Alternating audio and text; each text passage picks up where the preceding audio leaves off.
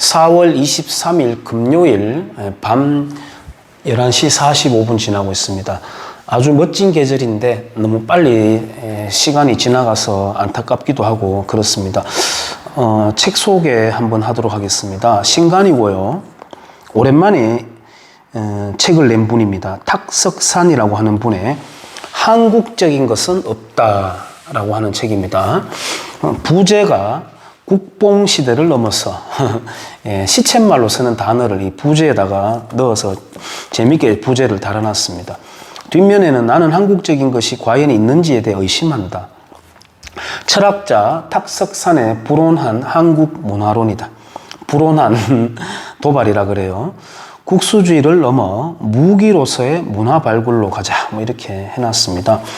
이분은 책을 얇고 또 작게 내는 분이에요. 이 책도 역시 그런 사이즈로 나왔는데 그 사이즈와 양에 비해서 많은 부분을 주석 페이지로 할애를 하고 있습니다. 문화라는 것은 사전적인 뜻과 이분이 여기서 표현한 것을 보태서 말씀드리면 자연, 원초적인 자연 그대로에 있는 것과는 대비되는 개념으로서 사회 구성원들의 총체적인 행동 양식 또는 무슨 생활 양식, 이렇게 이제 정의를 내릴 수가 있겠죠. 그 구체성으로는 이제 표면적으로 드러나는 것으로는 이제 언어가 있겠고, 제도가 있겠죠.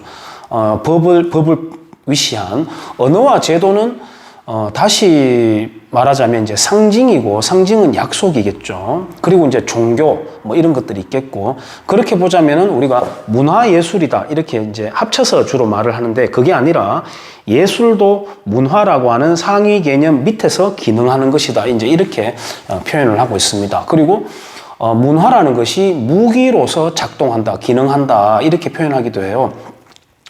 그러면서 이제 그 한 예로서 중국의 예를 드는데, 어떤 나라든지 간에 외세가 중국을 군사적으로 침범을 해가지고 이렇게 지배를 하게 되면은 결국은 나중에는 보면은 한족 문화에 흡수되어 버린다. 그래서 중국 아닌 것이 중국을 침범하더라도 결국에는 종국에는 중국이 되어버린다. 뭐 이런 예를 들기도 해요. 그래서 무기로서 기능한다. 문화가 굉장히 우위에 있다. 물리적인 폭력보다 이런 이야기를 많이 해요. 그러면서 이제 그 문화라는 것은 무기로서 기능을 하려면은, 그러면은 우리가 지금 어떤 시대를 살고 있고 우리가 당면한 시대의 문제를 해결하기 위해서는 어떤 대체 기술이 있어야 되느냐. 그런 이야기를 하죠. 그러면 지금은 어떤 무기가 필요하냐? 지금 예를 들어서 우리는 인공지능이다, 로봇이다, 이런 시대가 이제, 급속도로 빨라지는 거다라고 만약에 다가온 위기를 상정을 한다면은 과학에 투자를 해야 된다. 과학에 투자한다는 것은 과학자의 투자를 해야 된다. 예, 과거에 조선에서 은재련술이라든지 도공들에 대해서라든지 또는 칼 만드는 사람들에 대해서든지 착취하기만 하고 대접을 안 해주니까 일본으로 도망가고, 일본에서는 그들을 극진하게 대접을 해주고 강국이 되고 그런 밑거름이 되고, 칼 만드는 사람도 마찬가지. 계속해서 그런 어떤 질곡의 굴레를 끊기 위해서 자기가 만든 칼로 자기 팔을 잘라버리는 그런 비참한 일도 일어나는 게 조선이었는데, 한국은 아직까지 글쎄요, 이승만 대통령이 뿌려놨는 그 과학자들, 그리고 자생적으로 유학 가 있던 과학자들, 지식인들을 박정희 정권 때 이제 흡수를 하죠. 그때 흡수를 할 때, 당신들이 받고 있는 그런 어떤, 대우에는 좀 못 미칠지언정 최고의 대우를 해주기 위해서 노력하겠다. 그리고, 애국심을 좀 발휘해 줬으면 좋겠다라고 이제 애국심의 호소를 합니다. 그때는 또 그런 게 먹혀들 시절이지만, 지금 중국이 한국의 원전 기술자들, 반도체 기술자들이 이제 고연봉을 제시하면서 이제 빼내가는데, 그들을 못 가게 막으면서 애국심을 좀 발휘해 주세요.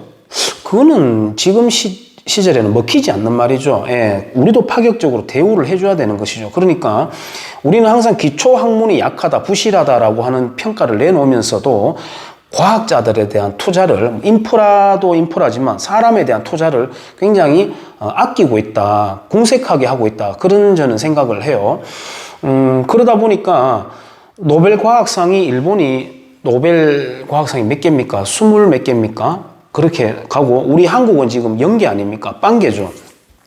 그런 일들이 벌어지는 거죠. 원천 기술 보유 숫자는 또 어떻게 되느냐. 터무니없이 우리가 못 미치는 것이거든요. 굉장히 부실해요.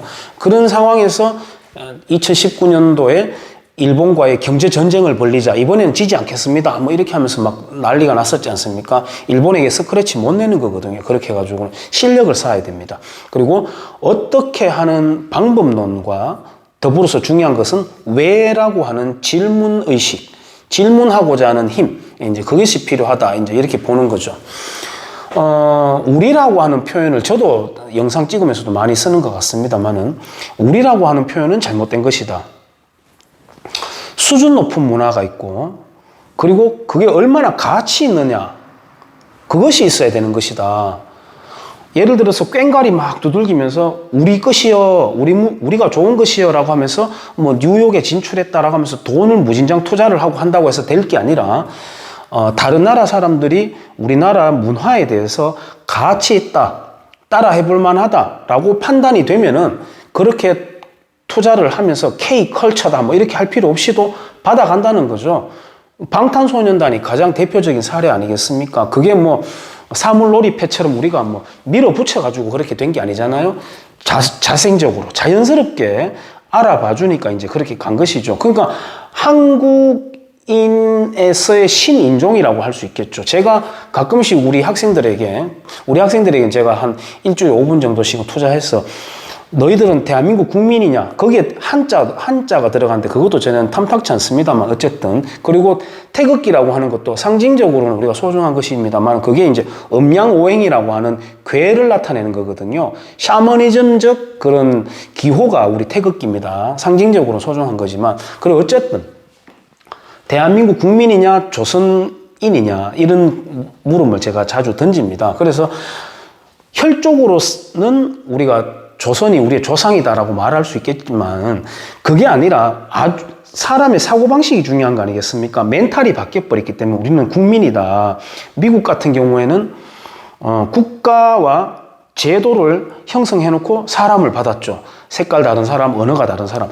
여기서는 이 가치라는 깃대를 세웠다. 여기에 동조하고 꿈을 키울 사람들은 아메리칸 드림을 찾아서 오라라고 했던 나라 아니겠습니까? 근데 한국은 아직 그런 사회는 아니거든요. 아직까지 그런 어떤 혈족적인 사회예요. 그래서 선거를 하게 되면 뭐 대표적으로 이명박 대통령 선거할 때 우리 엄마도 월성 이시들이 그때 전국적으로 관광버스를 타고 이제 대회를 열고 막 그렇게 했었거든요. 그래서 네 어디 성씨냐? 네 몇 대 손이냐? 무슨 파냐? 이렇게 묻는 것들이 아직까지 있는 거죠. 부족주의적인 그런 성향을 아직까지 저는 갖고 있다고 생각해요.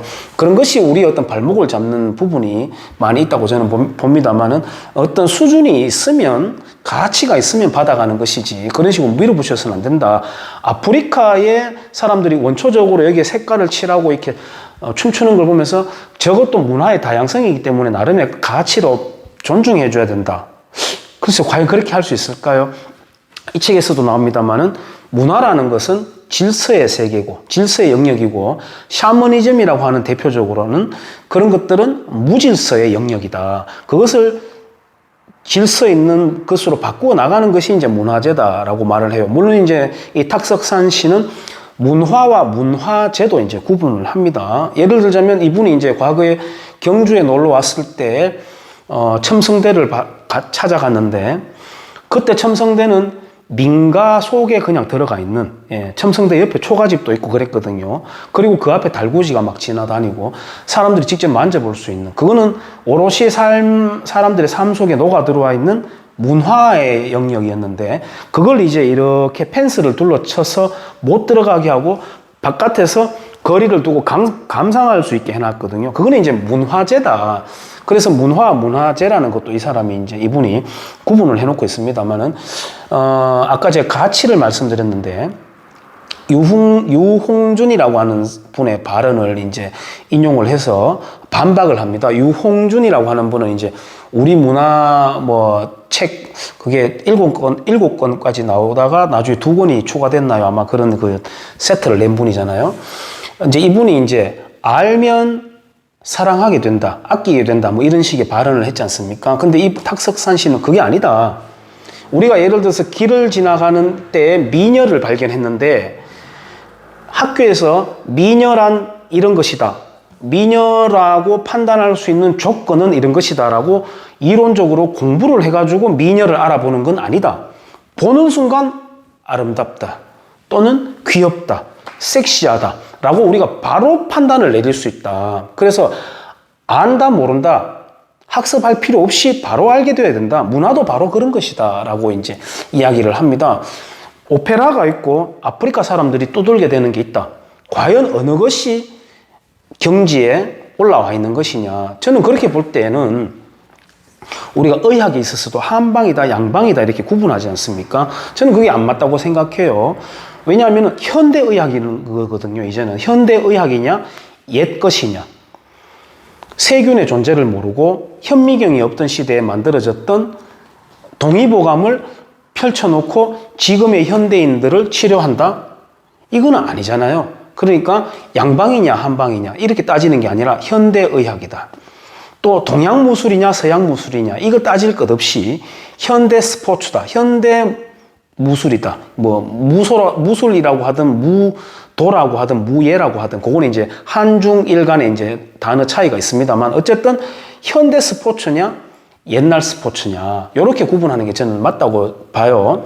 그리고 이제 그런 어떤 뒤섞임이라든지 문화의 어떤 수입과 수출 속에서 일어나고 나는 어떤 교차에서의 비롯되는 그런 발전들을 중요하다고 이제 말을 합니다. 그리고 김연아 선수의 예를 들면서 자 봐라, 김연아 선수의 스케이트 날을 갈아주는 사람은 일본 사람이다. 일본 사람이다. 그 다음에 김연아 선수의 코치는 캐나다 사람이다. 김연아 선수가 공연하고 있을 때 트는 노래는, 울려 퍼지는 노래는 역시 서양 음악이다. 뭐 동양 음악이 나올 수도 있습니다만 그렇게 복합적으로 만들어진다. 손흥민을 보자 이런 이야기도 하죠.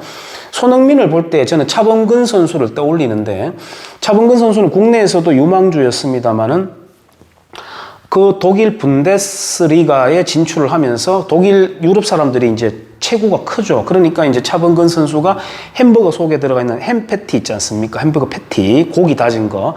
그걸 뭐 아침마다 무진장 먹으면서 허벅지 근육을 키우고 뭐 그랬다고 하는 일화가 있는데 우리가 손흥민 선수가 달려나갈 때 손흥민 선수 얼굴을 손바닥으로 가리면 그게 우리가 흔히 알고 있던 예를 들어서 80년대까지의 한국 사람이라고 볼 수가 있을까요? 아니죠. 유럽 선수들을 압도해버리는 신한국인이 만들어진 거거든요. 뭐 그런 것들. 뭐 제가 개인적으로 예를 들자면은 송기정 선수 같은 선수가 뭐 일장기를 어떻게 했다라고 하면서 그 동아일보가 구라친 거거든요. 어쨌든 그 송기정 선수가 조선 왕실 체제가 만들어낸 사람이 아니에요. 1920년대에 제1회 전국체전을 일본 사람들이 열었다니까요. 이 땅에서 조선의 임금들은 백성들을 체계적으로 운동시키고 학교를 만들고 지식을 보급하고 하지 않았습니다. 박물관을 만들고 하지 않았습니다. 독점했습니다. 소수가 독점. 그래서 그 손흥민 선수 역시 마찬가지 신한국인이다. 신한국인이다. 그렇게 보는 거죠. 그리고 먹거리 이야기를 한 가지를 해요. 그거는 제가 생태계 이야기를 덧붙여서 말씀드리고 싶습니다만 이 책에 나오는 이야기로는 한우, 우리가 흔히 한자를 붙이죠. 한옥, 한복, 한우 뭐 이렇게 하는데 한식. 한우가 세조 7년에 오키나와에서 그때는 왕국이었죠. 오키나와 왕국에서 오키나와 물소 뭐 오키나와 물소도 언젠가는 다른 데서 또 거기에 갔었겠습니다만 오키나와 물소 암수 한 상을 들여왔어요. 그래가지고 겨울 시즌을 경상도 지역에서 보내게 하고 겨울 시즌 보내고 좀 따뜻해질 때를 틈타가지고 이제 서울로 한양으로 데리고 와가지고 이제 관리들이 돌아가면서 그 소를 키웁니다. 그리고 이제 교배를 해가지고 지금 우리가 알고 있는 우리 것이다라고 말하는 한우가 만들어지는 것이죠.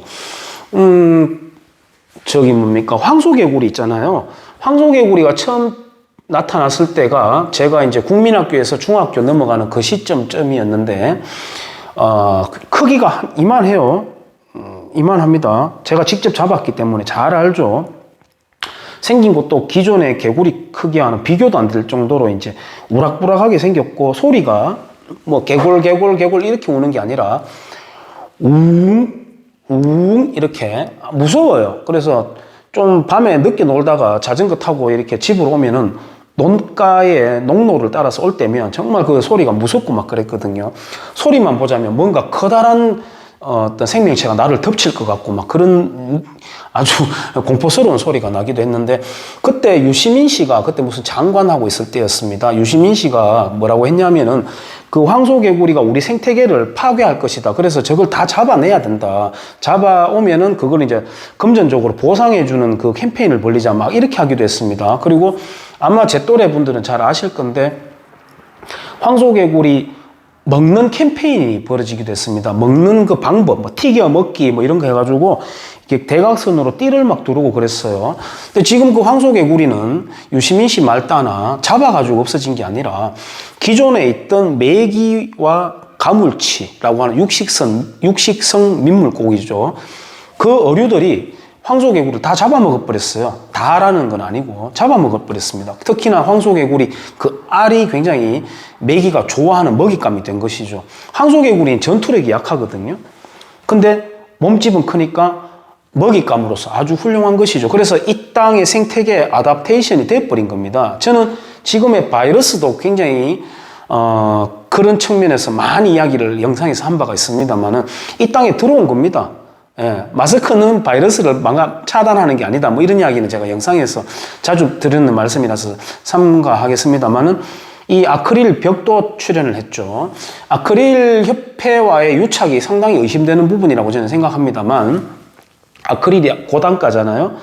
전국적으로 얼마나 많이 들어갔겠습니까? 그러니까 바이러스를 다다닥 뛰어가가지고 아크릴을 뛰어넘지 못하는 어떤 메뚜기나 개구리 정도로 여기게끔 하는 발상에서 만들어졌는데, 사람들이 의문을 제기하지 않고 질문하지 않고 그대로 그냥 아크릴 이렇게 막아놓고 이렇게 하거든요. 흔하게 볼 수 있는 그런 이제 총극들이, 그러니까 황소개구리 시즌이 계속 이제 벌어지는 것이죠. 그거는 이제 광우병 괴담처럼 이제 어떤 악의적인 저는 선동과 함께 우리의 어떤 질문하지 않는 그 풍속과 함께 이제 어우러져서 만들어지고 있는 반복되는 총극이라고 저는 생각합니다만은, 이제 그런 이야기 하고 같이 결부시켜가지고 한번 말씀드려 볼 수 있겠고, 아까 우리가 그 기초 학문이 부실하고, 과학자의 투자를 하지 않는 그 어떤 과학이라든지 상인의 어떤 바라보는 것이 아직까지 조선에서의 감각이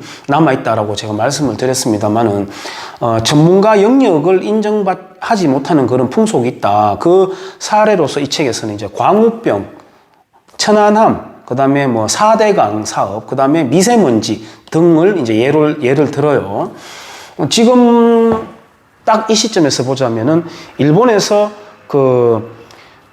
방사능이 오염수라고 이제 표현을 딱 하면서 이제 그걸 태평양으로 흘러 보냈는 것이 그게 어느 정도의 우리에게 미치는지를 알아볼 만한 전문가적인 식견이 일반인들의 집단 지성에는 존재하지 않거든요.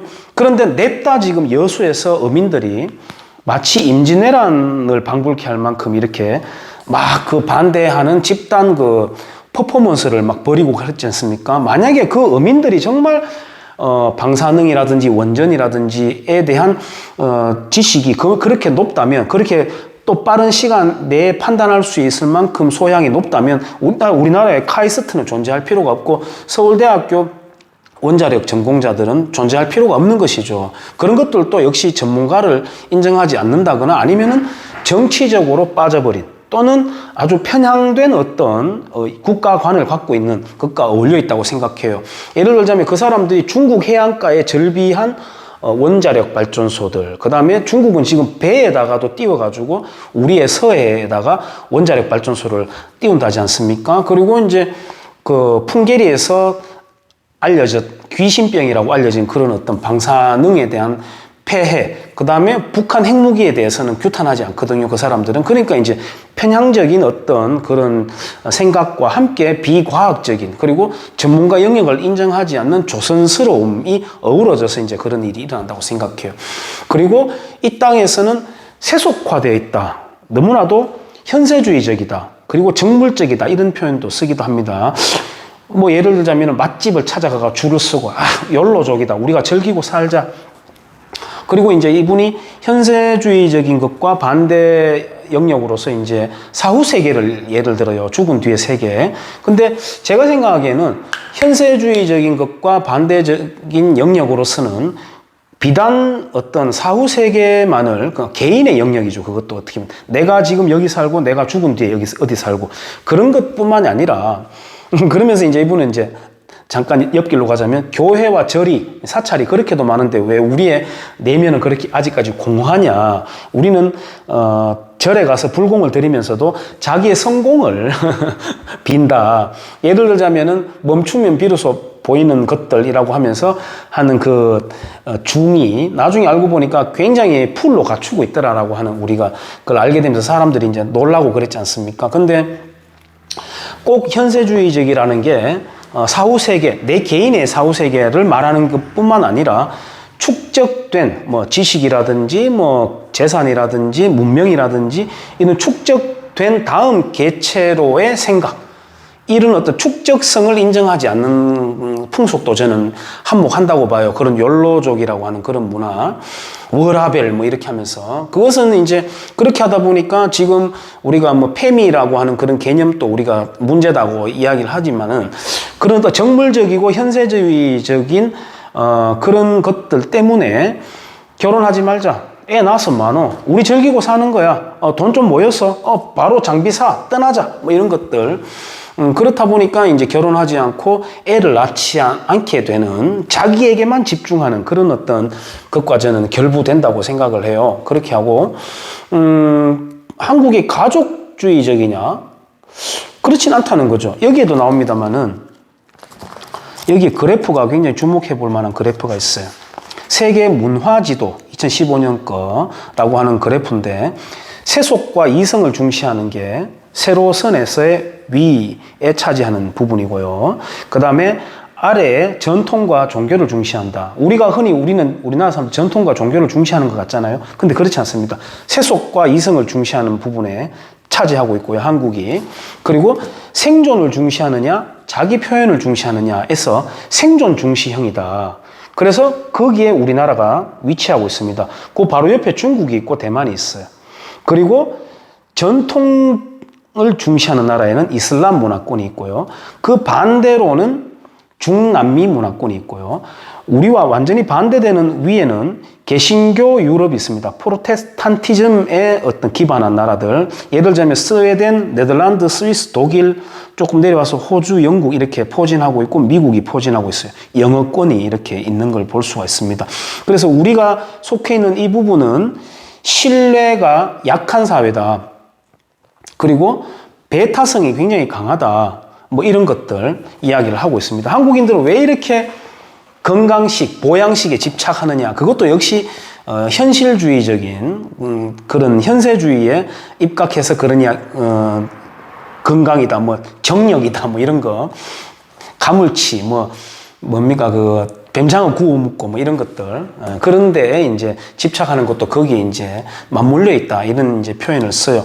그리고 가족주의적이라고 하지만 그게 아니더라. 사실은 가족 사례가 굉장히 빈번하더라. 높더라. 영국이 1%, 미국이 2%인데 한국은 가족 사례율이 5%에 이른다더라. 굉장히 무섭지 않느냐 이제 이야기를 하고 우리가 흔히 알고 있는 것과는 정말 다르다. 그런 이야기를 해요. 그리고 근데 제가 이번에 책에서 조금 아쉬운 부분 한 가지는 아까 전문가 영역을 인정하지 않는다고 했지 않습니까? 근데 이분이 왜 이렇게 한국인들이 현세주의적일까라고 하면서 6.25 전쟁이라고 하는 전쟁을 경험했기 때문이다. 이야기를 하는데 저는 조금 거기는 반대입니다. 왜냐하면 전 세계 어느 나라가 전쟁 경험을 안 합니까? 지금도 내전이 일어나고 있는 나라들 있지 않습니까? 전쟁 경험하지 않는 나라는 없거든요. 그리고 광주 5.18에서의 학살 이렇게 하면서 이제 이분이 예를 들기도 해요. 현세주의적으로 빠져든 이유 중에 하나로서. 근데 아까 전문가 영역을 인정하지 않는다고 했는데 탁석산시도 역시나 광주 5.18에 대해서는 전문가라고 저는 생각하지 않거든요. 딱 한 가지만 예를 들더라도 200여 명의 총상자들이 있는데 거기에는 시민군이라고 하는 사람들이 무기고에서 탈취한 칼빈 소총으로 M16도 갖고 있었습니다. 시민군이. 거기에 죽은 사람들이 과반을 차지할 만큼 상당수가 있는데 그거 하나도 탁석산시는 모르고 있지 싶은데 그 하나 예로서 광주 5.18에 대해서 학살이다라고 예를 드는 거는 저는 전문가 영역을 인정하지 않는 한국 사회에 편성하는 것이라서 잘못된 예라고 저는 생각을 하고요. 이제 문화의 전파 방식에 대해서 또 설명하기도 합니다. 위에서 아래로 전파하는 방식이 있고, 아래에서 위로 전파하는 방식이 있는데, 아래에서 위로 전파하는 방식은 굉장히 힘겹다. 예를 들어서 신라의 이차돈이 불교를 전파할 때 그 굉장히 고난을 겪었다. 그런 이야기. 우리 좀 근세로 오면은 천주교가 굉장히 박해를 당했지 않습니까? 그런 것들 이야기. 또 위에서 아래로 전파하는 방식에서는 그 나라를 다른 나라가 이제 정복을 해버리는 그런 방식으로 이제 전파를 한다. 식민지도 포함되겠죠. 그런 것들이 있을 것이고. 그런 것들도 식민지에서도 우리가 예를 들어 일본의 제도라든지 또 어떤 풍속을 받아들일 때에도 무언가 조선인들 왕실이라든지 사대부 양반층 말고요. 그들은 불만이었겠죠. 자기들의 기득권이 무너지니까. 하지만 일반인들, 천민들 또는 일반인들의 입장에서 봤을 때 과연 일본의 문명이라든지 제도가 조선 것보다 못하다고 생각했을까요? 저는 분명히 좋다고 생각해서 받아들였다고 생각해요. 가깝게 보자면 우리가 상회라든지 이런 것들 다 일본 방식이거든요. 또 주택 방식이라든지 이런 것들 만들어내는 거죠. 그래서 고기압과 저기압이 있듯이 문화라는 것은 그런 어떤 가치 우위에 있는 것이 그렇게 전파가 된다 이런 이야기를 하고 한중일 어떤 시점에서의 문화 구도를 이야기하기도 해요. 예를 들자면 탈아입구라고 해서 아시아의 후진성을 버리고 유럽의 문명을 받아들이고 그걸 우리가 아시아로 전파하겠다라고 우리가 아시아로 전파하는 파이프라인이 되겠다고 이제 했던 게 이제 일본이었죠. 일본은 빨리 받아들였습니다. 그런 와중에 일본도 굉장한 충돌이 있었고 그런 나름대로의 성장통이 있었습니다만 그렇게 받아들인 것이죠. 그런데 중국도 처음에는 그렇게 국수적이고 배타성이 있었던 게 아니라 루신을 비롯한 이제 일본 유학파들이 있었던 겁니다. 그 아큐정전에 대표되는 그 루신 작가도 일본 유학파거든요. 그런 것이 있었다. 그런 예를 들기도 합니다. 그리고 제가 아까 그 오키나와 물소 이야기를 말씀을 드렸잖아요. 그리고 광주 5.18 예를 들었는데 전라도 지역도 광주 5.18을 기점으로 오히려 고립되어 버리는 그런 이제 하나의 계기가 되었지만은 이 경주를 비롯한 대구 경북 지역은 아직까지도 송시열류의 세계관을 갖고 있는 게 굉장히 지배적이에요. 아까 제가 말씀드렸듯이 가족주의적이지도 않다. 알고 보니까 가족 살해율이 높더라. 그러면서 혈족을 내세우잖아요. 굉장히 이율배반적인 것이 있거든요. 예를 들어서 이런 말을 하는 사람이 있습니다. 경주에도 아직까지. 저기 이제 제가 자주 가는 산에 가보면은 미국의 그 식물들이 한국 생태계를 이제 교란한다라고 해서 생태계 교란 식물이라고 해서 이렇게 표지판을 막 소개해놓고 있기도 하거든요. 아마 그 표지판 세운 사람은 집에 가서는 감자랑 고구마를 쪄먹고 아마 그럴 거예요. 그리고 아마도 그분은 그런 사람들은 스페인 돼지고기라든지 저기 칠레산 돼지고기라든지 그런 걸 많이 먹을 거예요. 우리가 골뱅이 안주를 굉장히 좋아하지 않습니까? 한국인들이. 그 골뱅이가 영국에서 수입한 게 80%입니까? 90%입니까? 그만큼 차지한다 그래요. 한국인들이 유난히 이제 골뱅이를 사랑하니까. 근데 골뱅이는 쫄깃쫄깃한 식감을 우리가 선호하잖아요. 그러니까 그 영국 위에 있는 북해 차가운 바다의 골뱅이가 한국인들이 그렇게 좋아한다는 거죠. 거기 있는 사람들은 그 골뱅이 안 먹거든요. 거의 안 먹거나 취급을 안 하는데 아마도 그 생태계 교란 식물이라고 표지판을 세운 사람들은 그날 수고했다면서 막걸리집 가가지고 골뱅이 초무침을 맛있게 먹었을지도 모릅니다만은 미국 거북 이야기를 딱 하면서 야, 그 사람은 그런 사람들은 굉장히 그 반외세주의적인 우리 것이 좋은 것이요 라고 하는 그런 사람들이 가능성이 높죠. 그러니까 백규환 씨 같은 경우에 미국 코카콜라도 먹으면 안 된다고 했다가 마지막 최후의 연결식에서 장례식 차는 미국 리무진 차를 타고 가는 그런 우리가 정말 웃픈 코미디가 벌어져 버렸던 거 아닙니까? 근데 그 사람 그런 이야기예요. 경주에서 미국은 안 그래도 우리나라에 해를 끼치는 나라인데 미국 거북이까지 속썩이게 하네 뭐 이런 이야기를 하거든요. 아마 일본 거북이였다면 당장에 다 잡아들여서 죽이자라고 이야기했을지도 모르겠습니다. 그 사람에게 니는 어디서 왔노? 라고 물어볼 수밖에 없죠. 니 흉노족이다. 니 흉노족이다.